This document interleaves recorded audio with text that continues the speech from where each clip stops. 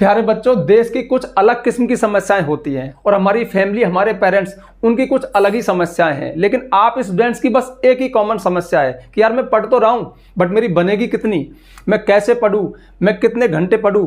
मेरा फ्रेंड जिसकी last year यानी पिछली क्लास में मुझसे 2% ज़्यादा बनी है बट इस बार मुझे उससे ज़्यादा बनानी है या मुझे क्लास टॉप करनी है। ऐसे तमाम क्वेश्चन आपके दिमाग में आते रहते हैं और कमेंट सेक्शन में यही क्वेश्चन सबसे ज़्यादा पूछे जाते हैं। तो आज के वीडियो में मैं आपको एक निष्कर्ष दूंगा, यानी वीडियो चलता रहेगा, लॉन्ग वीडियो नहीं होगा बट आप ध्यान से सुनना।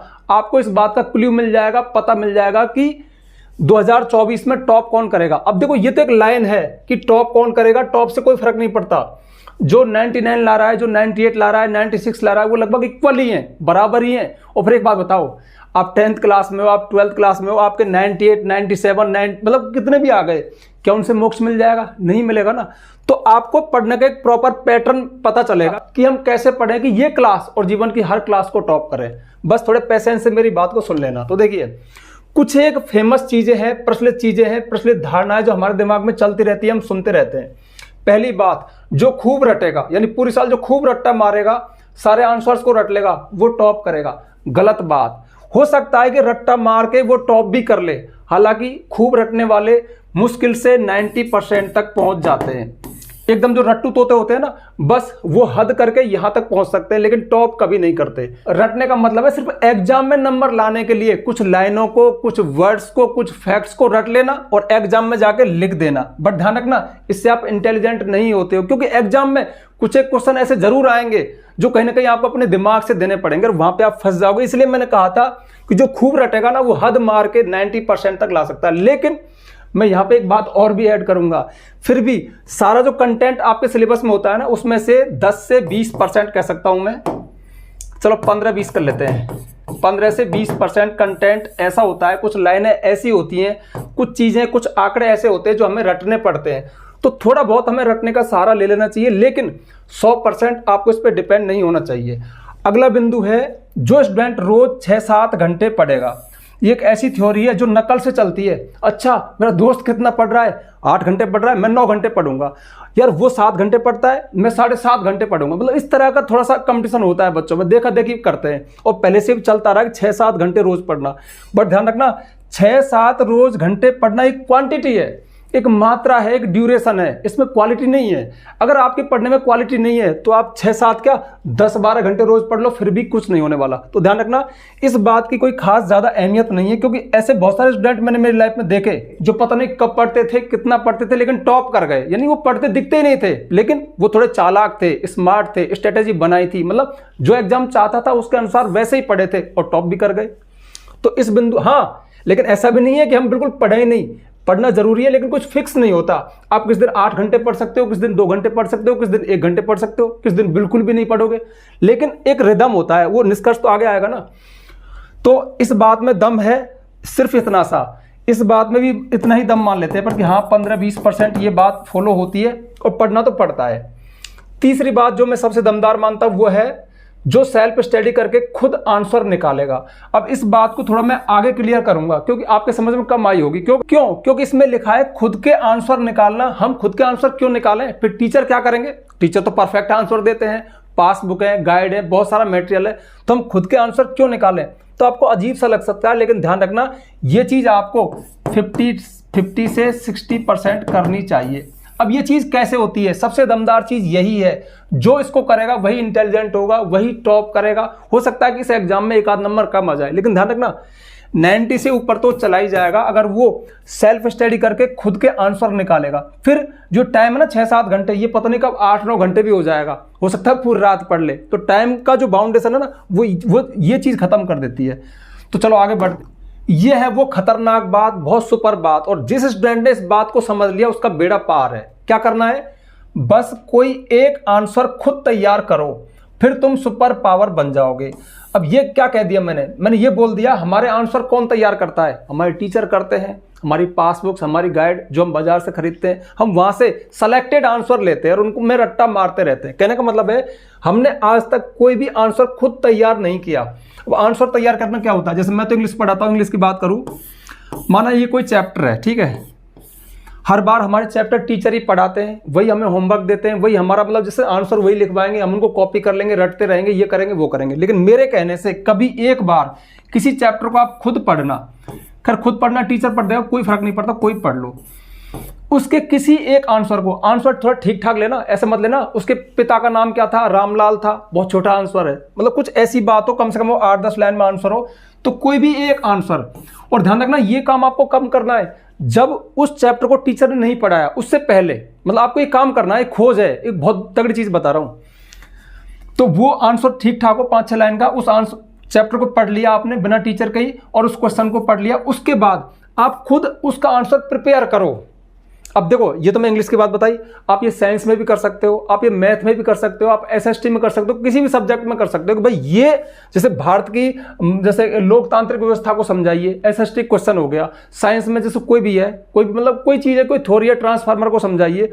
अब उसको अरेंजमेंट कैसे करना है, आप उसको कैसे शुरू करते हो, कैसे खत्म करते हो, उसमें आंकड़े कैसे देते हो, ठीक है, रटना नहीं है, आंसर तैयार करना है खुद की शैली में। अब जब तुम ऐसा करते हो ना, तुम टीचर के बराबर चले जाते हो, तुम खुद के आईक्यू को विकसित कर लेते हो, तुम भी इस दुनिया में कुछ हो, तुम आंसर को अरेंज करना सीख जाते हो। तो ध्यान रखना, जब तुम ऐसा करते हो तो तुम नेक्स्ट लेवल हो जाते हो, तुम अन्य सभी स्टूडेंट्स को पीछे छोड़ जाते हो। तुम्हारे, अब मैं कैसे बताऊं यार ये चीज क्या है, बहुत तगड़ी चीज है, कभी एक बार तो कर लेना, मतलब एक बार क्या, हर सब्जेक्ट में 1-1, 2-2 बार कर लेना, उसके बाद आपको रटने से मुक्ति मिल जाएगी। ये जो चीज आप करते हो ना, ये नहीं करोगे क्योंकि आपके अंदर एक समझ आ जाएगी, आप भी कुछ हो, मतलब आप खुद अरेंज कर सकते हो, आपके अंदर याद करने की क्षमता बढ़ जाएगी, ऐसा होता है, ठीक है। अच्छा अब बढ़ते हैं आगे। हाँ देखो ये एक बहुत शानदार बात है, मैंने कहा रट्टू तोते जो रटते हैं वो मतलब टॉपिक को नहीं पहुंच पाते, या फिर क्या चीज है जो हमारे अंदर आनी चाहिए। सपोज करो, अब पता नहीं कौन कौन सी क्लास के बच्चे इस वीडियो को देख रहे हैं, लेकिन मैंने एक एग्जाम्पल लिया 12th क्लास का। 12th क्लास में एक चैप्टर है इंडिगो, ठीक है। अब जो और क्लास के बच्चे वो भी समझ लो, अब वो ऐसा मत समझना कि 12th क्लास को पढ़ा रहा हूं, अरे एक एग्जाम्पल है, मतलब इंडिगो एक चैप्टर है, ठीक है। तो बिहार में एक चंपारण डिस्ट्रिक्ट है, वहां पर इंडिगो होती है नील, वहां के जो किसान थे नील की खेती करते थे, बटाईदार किसान थे, शेयर क्रॉपर थे। तो जो अंग्रेज थे, मतलब ये अंग्रेजों के जमाने की बात है, अंग्रेज उन पर अत्याचार करते थे, ऐसा कोई डिस्प्यूट था, तो वहां के लोगों ने गांधी जी को अपने वहां बुलाया, और गांधी जी ने जो इंडिगो यानी नील की खेती करने वाले शेयर क्रॉपर्स थे, जो किसान थे, बटाईदार किसान थे ना, उनकी प्रॉब्लम को कुछ महीने रह करके वहां पे सॉल्व किया। अब इस चैप्टर में से क्वेश्चन कैसे आते हैं, गांधी जी चंपारण क्यों गए, सबको पता है कि भाई शेयर क्रॉपर्स की समस्या का समाधान करने, वो प्रॉब्लम कैसे सॉल्व की, ये बात वहां पे उन्होंने क्या क्या किया, इस तरह के क्वेश्चन आते हैं। लेकिन सपोज करो ऐसा क्वेश्चन आया और आपने तो ये सारी चीजें रटी थी, जो क्वेश्चन मैंने बताया यही क्वेश्चन बनते हैं, लेकिन क्वेश्चन आया ये, if you were at the Gandhi ji place, यदि आप कौन, आप खुद स्टूडेंट, तो if you were at the Gandhi ji place, यदि आप गांधी जी की जगह पे होते, एट चंपारण में, हाउ वुड यू सॉल्व, तो आप कैसे हल करते the problem of share croppers, बटाईदार किसानों की प्रॉब्लम का। यानी गांधी जी ने कैसे सॉल्व की, उससे कोई मतलब नहीं है, सबको पता है, वो तो चैप्टर में लिखा हुआ है, आपने आंसर रट भी रखा है। लेकिन वो क्या पूछ रहा है, यदि गांधी जी की जगह तुम होते ना, तो तुम इस समस्या का समाधान कैसे करते। तो यहां पे अब वो आपको क्रिएटिव रूप में देखना चाहता है। तो सिंपल सी बात है यार, तुमने जो रटा है, जो गांधी जी ने किया, वो आंसर तो आप उसमें दे नहीं सकते, तो आपको कुछ और देना पड़ेगा। मतलब एक प्रयोग है, जब ये वीडियो में इसकी स्क्रिप्ट लिख रहा था ना, तो अचानक से एक आइडिया आया कि बच्चों को मैं मतलब जो मैं बताना चाहता हूं वो किस तरह से वो दिमाग में डालें, क्या करें। अब जब इस क्वेश्चन का आंसर आप तैयार करोगे ना, तो बहुत शानदार बात बताऊं आपको, सबसे पहले तो खुद के व्यू बताने से पहले गांधी जी ने वो समस्या कैसे सॉल्व की थी ये अच्छे से पढ़ना पड़ेगा। तो ध्यान रखना, तुम्हारा पढ़ने का नजरिया बदल जाता, तुम चीजों को वैसे ही पढ़ते जैसे कि भाई कोई चीज है तो उसका निष्कर्ष क्या है, चीजें कैसे हो रही है। तो ध्यान रखना, अब यहाँ पे खुद का दिमाग लग जाता, और साथ में तुम ये भी सोचते कि यार मैं होता तो मैं क्या करता, क्या मैं मैदान छोड़ देता, मतलब गांधी जी ने तो ऐसे किया, बट आप अपने नेचर के अनुसार चीजों को करते। और ध्यान रखना, आंसर वही चाहता है, वो आपके ओन आइडियाज, आपकी क्रिएटिविटी देखना चाहता है। और सबसे बड़ी बात, रटने वाले बच्चे ने पता है, रटने वाला तो रटी हुई चीज कर सकता है भाई, उसके अंदर खुद का तो आइडियाज है ही नहीं, वो आंसर बना नहीं सकता। अब जब इसका आंसर होगा ना, जो रटे रटाए आंसर, वो पता है क्या होंगे, ही मतलब गांधी जी वहां गए, तो सेंटेंस किससे शुरू हो रहा है, गांधी से, ही उसने ये किया, ही उसने ये किया, तो गांधी जी ही ऐसे सेंटेंस होंगे। जबकि इसमें रिक्वायरमेंट क्या होगी, इसमें आप शुरू करोगे इफ, यदि, मतलब एग्जाम्पल लेता है, इफ आई वर, यदि मैं होता एट गांधी जी प्लेस, गांधी जी के स्थान पे, ठीक है, तो मैं इस तरह से करता। अब आई मैं ये करता, आई मैं ये करता, आई मैं ये करता, तो सेंटेंस किससे शुरू होंगे? आई से शुरू होंगे। तो अब ध्यान रखना, टीचर एग्जामिनर समझ जाएगा कि बच्चा क्रिएटिव है, बच्चे ने क्वेश्चन को हैंडल कर लिया, बच्चा क्रिएटिव राइटिंग जानता है, बच्चा पावर राइटिंग जानता है, बच्चे का आईक्यू अच्छा है, बच्चा इंटेलिजेंट है। अब इस क्वेश्चन के आंसर में तो आपको नंबर दे ही देगा, लेकिन पूरा आकलन करके कहीं ना कहीं आपको और भी जगह बहुत सारे नंबर दे देगा। बहुत सारे से मेरा मतलब है ऐसा भी नहीं है कि भाई गलत है तो वहां पे दे देगा, लेकिन खुश हो जाएगा, मतलब उसको लगेगा हाँ ये है रियल हीरो, ये है चैंपियन। तो ये काम आप किया करो, ऐसे काम, ठीक है। और लास्ट बात, मूल मंत्रा। तो देखो मूल मंत्र है, बहुत साल से पढ़ा रहा हूं, हर साल बच्चे यही क्वेश्चन करते हैं और हर साल मैं बताता रहता हूं। जो इन मूल मंत्रों को मान लेता है वो टॉप कर जाता है। सीधा सा मूल मंत्र है यार, 4 से 5 रिवीजन तो चाहिए। क्यों? क्योंकि 1-2 बार में चीजें उड़ जाती हैं। एक बार में जब आप पढ़ोगे ना तो ऐसा लगेगा हाँ याद हो रही है, कंठस्थ हो रही है, मुझे तो रट गया, पक्का याद है, लेकिन नहीं, निकल जाएगा। तो एग्जाम तक आते आते आपके 4 से 5 रिवीजन हो जाएं, हर सब्जेक्ट के, हर क्वेश्चन के। दूसरा, इफेक्टिव राइटिंग सीखो। इफेक्टिव राइटिंग से मतलब है कि गागर में सागर, मतलब जो पूछा है उसको अपने शब्दों में, कुछ दमदार शब्दों के साथ लिखना सीखो। कुछ फैक्ट दो, कुछ आंकड़े दो, कुछ आकर्षक अच्छी लाइनें लिखो। मतलब ऐसी लाइन लिखो कि 2-3 लाइन, 2-3 बातें, 2-3 लाइन एक ही लाइन में आ जाएं। ऐसा नहीं छोटी छोटी बातें, पानी बहुत जरूरी है, पानी के बिना हम मर जाएंगे, पानी बहुत जरूरी है, फिर से रिपीट कर रहे हो। इन 3-4 बातों को एक बार में कह दो ना कि हम सभी प्राणियों के लिए, हम सभी जीवों के लिए, पादपों के लिए, जानवरों के लिए पानी बहुत जरूरी है। हमारी बायोलॉजिकल जो प्रक्रियाएं, प्रोसेस है, उनको पानी पूरा करता है। इस लाइन में दम है, ये इफेक्टिव राइटिंग है। वर्ड लिमिट का विशेष ध्यान रखो, जितना पूछा है उतने में आंसर दो और इसकी प्रैक्टिस करो, इसकी प्रैक्टिस करो। ऐसा मत सोचना कि मैं उसी दिन ये करूंगा, मतलब वर्ड लिमिट पे आप काम करो, मतलब कहीं ना कहीं प्रैक्टिस करो कि मुझे वर्ड लिमिट के इर्द गिर्द रहना है। टीचर को वही स्टूडेंट पसंद है जो वर्ड लिमिट में ही आंसर देते हैं। अब देखते हैं लास्ट है क्लियर हैंड राइटिंग। तो भैया ये बहुत जरूरी चीज है, क्योंकि जो आप लिखो वो कम से कम एक नजर में, अरे एक नजर भी नहीं तो आराम से पढ़ने में तो आ जाए। भाई आपने फैक्ट भी लिखे हैं, आंसर भी लिखे हैं, लेकिन मुझे दिक्कत आ रही है कि यार लिखा क्या है, तो पढ़ने में साफ साफ समझ में आ जाए, वही अच्छी हैंड राइटिंग होती है।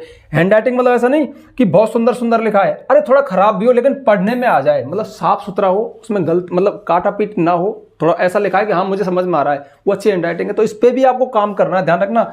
मतलब टीचर को आपसे कोई लगाव नहीं है, ऐसा नहीं है कि भाई आपने तो आपकी मतलब हैंड राइटिंग खराब है, आप इंटेलिजेंट हो और बस टीचर तू तो बस देख ले, दम बहुत है। अरे दम से कुछ नहीं होता, साफ दिखना भी चाहिए, आपका आंसर एक नज़र में पढ़ने में आ जाना चाहिए। तो ये कुछ फैक्ट हैं, कुछ बातें हैं, कुछ मूल मंत्र है जो मैं बहुत साल से बताता रहा हूँ।